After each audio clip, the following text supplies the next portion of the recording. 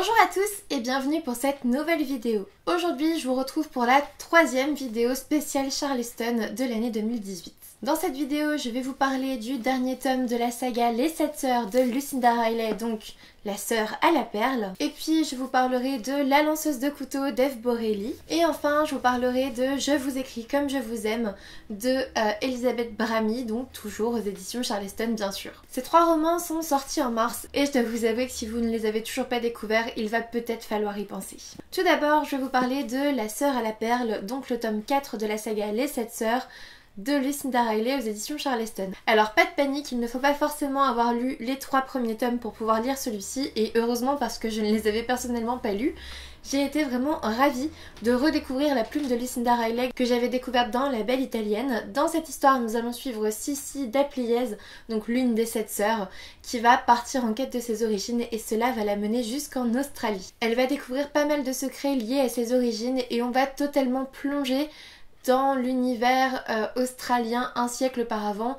Et voilà, c'est encore vraiment différent, il va y avoir des notions d'esclavage, etc. Et c'était trop bien, voilà. On va suivre en fait les ancêtres de Sissi en parallèle des recherches de Sissi. Et j'ai juste adoré, vous voyez, c'est une sacrée brique, il fait à peu près 570 pages, un peu plus. Donc il y a de quoi faire, mais il vous embarque dans une histoire tellement géniale que clairement je les ai pas vu passer ces pages quoi. Je pense que c'est surtout le fait d'avoir ce récit un peu à deux voix où on a Sissi dans le monde contemporain qui recherche ses origines, et on va aussi suivre Kitty McBride qui va nous aider à retracer l'histoire de Sissi, ou en tout cas des ancêtres de Sissi, et elle vivait un siècle auparavant. Donc on va avoir aussi un récit d'époque, et ça par contre c'était trop bien. J'avais un peu peur parce que comme c'est un tome 4, j'avais vraiment peur de pas rentrer tout de suite dans le récit, mais j'ai été tout de suite happée. J'ai été tout de suite happée par l'histoire. J'ai vraiment pas eu...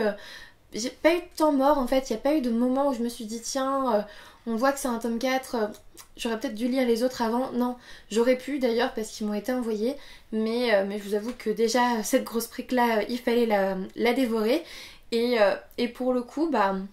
non, je me suis pas sentie perdue du tout, donc n'hésitez pas à la découvrir si jamais vous voulez découvrir cette saga, il n'y a pas de souci, c'est pas un problème de commencer par celui-ci. J'ai vraiment aimé découvrir cette histoire, et notamment le personnage principal qui fait partie des 7 sœurs, donc 7 sœurs qui ont été adoptées par un milliardaire, et voilà, elles partent tous en quête de leurs origines, et donc là on va suivre Sissi qui est plutôt discrète, qui est un petit peu typée, voilà, qui va découvrir un petit peu l'histoire de ses ancêtres via l'esclavage en Australie, via pas mal de choses en fait. Rien que la conquête de l'Australie, ça change quelque chose.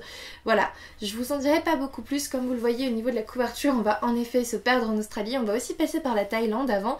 Bref, j'ai trouvé ça absolument génial. C'est une très belle quête d'identité comme j'aime en lire en fait. Ici vous allez retrouver vraiment un récit passionnant et en même temps très enrichissant. Vous allez partir à la conquête de l'Australie, mais aussi on va être immiscé dans l'industrie des perles, donc l'industrie perlière. Et voilà, je connaissais pas du tout ça. Enfin pour moi l'Australie, à chaque fois que j'y étais, c'était au moment de tout ce qui était ruée vers l'or, etc. Et là c'était au moment de voilà, de l'industrie perlière, d'où le titre La sœur à la perle.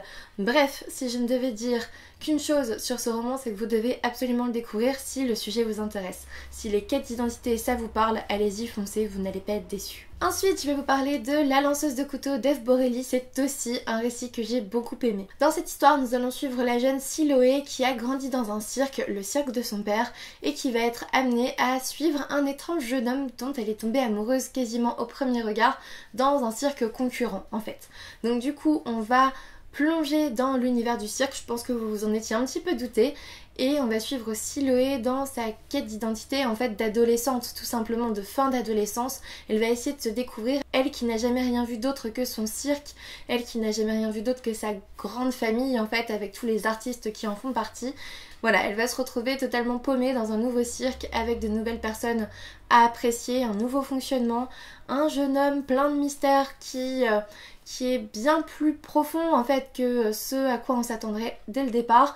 Bref, Siloé va vivre des choses pas forcément tendres, il va y avoir des scènes un petit peu dures mais qui vont la faire grandir au final, et et bien sûr qui vont lui permettre de se trouver elle-même. Dès le départ j'ai vraiment été happée par ce récit, j'avais très envie de découvrir cet univers. J'ai eu l'impression que Siloé partait comme dans une quête initiatique à la recherche d'elle-même en fait, de ce qu'elle était vraiment, sans sa famille de toujours, sans son père, sans le cirque qu'elle connaît depuis toujours, comme un oiseau qui quitte le nid et qui a envie de découvrir un peu le monde. Et bien Siloé c'est un petit peu ça aussi. J'ai vraiment beaucoup aimé tous les personnages secondaires sont vraiment très intéressants, très bien développés, et j'ai trouvé qu'au fur et à mesure du récit, l'ambiance changeait petit à petit. Voilà, on tombe dans une ambiance un peu dérangeante et on s'attend un petit peu à la fin sans vraiment s'y attendre en fait. On espère toujours que ça changera un petit peu parce que voilà, l'ambiance devient de plus en plus dérangeante et on suspecte pas mal de choses. Je vous en dis pas plus, mais c'est vraiment très bien amené en fait. L'intrigue est vraiment habilement ficelée et je dois dire que j'ai été à la fois enchantée mais aussi effrayée. Je vous dirai pas pourquoi, je vous laisse vraiment découvrir ce roman parce que sinon ça sert strictement à rien, mais sachez que c'est tellement bien fait et tellement bien pensé que voilà, on le voit venir sans le voir venir et ça c'était trop bien. Vraiment j'ai rien à redire sur ce roman, je me suis vraiment amusée dedans en fait, j'ai adoré le découvrir, j'ai adoré ressentir tout ce que j'ai pu ressentir à cette lecture, alors n'hésitez vraiment pas à le découvrir si jamais ce thème ou en tout cas cette quête d'identité vous intéresse. Croyez-moi, vous n'allez pas en ressortir indemne. Et enfin, je vais vous parler de la sortie poche du mois de mars. Il s'agit de Je vous écris comme je vous aime d'Elisabeth Bramy, donc toujours bien sûr aux éditions Charleston. C'est un petit livre très rapide à lire. En fait, il s'agit d'un roman épistolaire où on va suivre deux femmes dans le feu de leur correspondance. Ce roman nous conte une histoire d'amour vraiment hors du commun et j'ai adoré le découvrir. Je pensais pas autant l'apprécier en fait, j'ai été vraiment bouleversée par ce récit. J'ai été très surprise aussi par la tournure des événements et j'ai adoré découvrir les deux protagonistes par le biais de leurs lettres. Le récit est donc très rythmé étant donné qu'on va suivre un échange de lettres et j'ai trouvé qu'on passait par tout un panel d'émotions qui était vraiment très intéressant et ça m'a vraiment captivée. J'ai pas vraiment autre chose à dire, en fait c'était magnifiquement poétique, c'était très bien écrit, ça m'a beaucoup plu, ça m'a surprise, ça m'a envoûtée. Voilà, si le fait de lire un roman épistolaire ne vous rebute pas et que vous avez envie de lire une très belle histoire d'amour à laquelle vous ne vous attendez pas forcément, alors je vous conseille vraiment ce roman parce qu'il m'a vraiment bouleversée pour le coup. Voilà, je m'en souviens comme ça, c'était un roman que j'ai adoré lire et surtout qui m'a touchée, qui m'a bouleversée et je m'attendais pas à ça et je suis très très contente de l'avoir découvert. Cette vidéo est maintenant terminée, je vous ai présenté les 3 sorties Charleston de mars que j'ai pu découvrir. Globalement, j'ai adoré mes lectures, ces 3 romans sont vraiment à découvrir si jamais la quête d'identité ou l'histoire d'amour passionnante de façon épistolaire ça vous intéresse, franchement foncez, ces 3 bouquins sont géniaux. N'hésitez pas à aller voir mes chroniques déjà postées sur le blog si vous voulez en savoir un petit peu plus parce que voilà, là je vous résume mon avis, mais il est bien plus long et détaillé sur le blog. N'hésitez pas à mettre un petit pouce bleu si la vidéo vous a plu, un petit commentaire pour me dire si vous les avez lus ou si ça vous intéresse, à vous abonner si ce n'est toujours pas fait et moi je vous dis à bientôt pour une nouvelle vidéo.